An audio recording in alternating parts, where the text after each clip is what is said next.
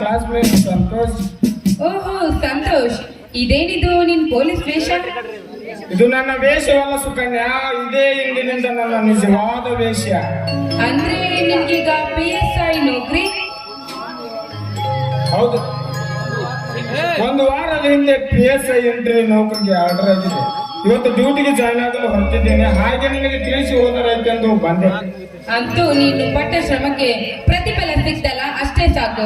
ಹೇಗಿದ್ರು ಕಾಕಿ ಬಟ್ಟೆ ಮೈ ಮೇಲಿದೆ, ಹಾಗಂತ ತಿಳಿದುಕೊಂಡು ಬಡವರ ಮೇಲೆ ದೌರ್ಜನ್ಯ ಮಾಡ್ಬೇಡ ನೀನು. ಇದೇನು ಸುಕನ್ಯಾ ನಿನ್ನ ಮಾತು? ನಾನೇನು ದೊಡ್ಡ ಶ್ರೀಮಂತರ ಮನೆಯಲ್ಲಿ ಹುಟ್ಟಿ ಮಹಾರಾಜನಿಂದ ಬೆಳೆದವನಲ್ಲ. ಚಿಕ್ಕಂದಿನಿಂದಲೇ ತಂದೆ ತಾಯಿಗಳನ್ನು ಕಳೆದುಕೊಂಡು ಬಡತನದ ಭೂತಕ್ಕೆ ಸಿಕ್ಕು ಬೆಂಡಾದ ಬಡವರ ನೋವು ಏನೆನ್ನುವುದು ನನಗೆ ಚೆನ್ನಾಗಿ ಗೊತ್ತು.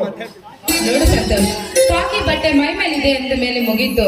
ನನ್ನವರು ತನ್ನವರು ಅನ್ನೋ ಮಾತೆಲ್ಲ ಕನಸಿನ ಮಾತಾಗ್ಬಿಟ್ಟಿದೆ. ಯಾಕೆ ಸುಕನ್ಯಾ, ಈ ನಿನ್ನ ಸಂತೋಷದ ಮೇಲೆ ಅಪನಂಬಿಕೆಯೇ? ಸತ್ಯ, ನ್ಯಾಯ, ನೀತಿ, ಧರ್ಮವೇ ನನ್ನ ಪ್ರಾಣದ ಉಸಿರು ಅಂದು ಬಡವರೇ ನನ್ನ ಬಂಧು ಬಳಗ.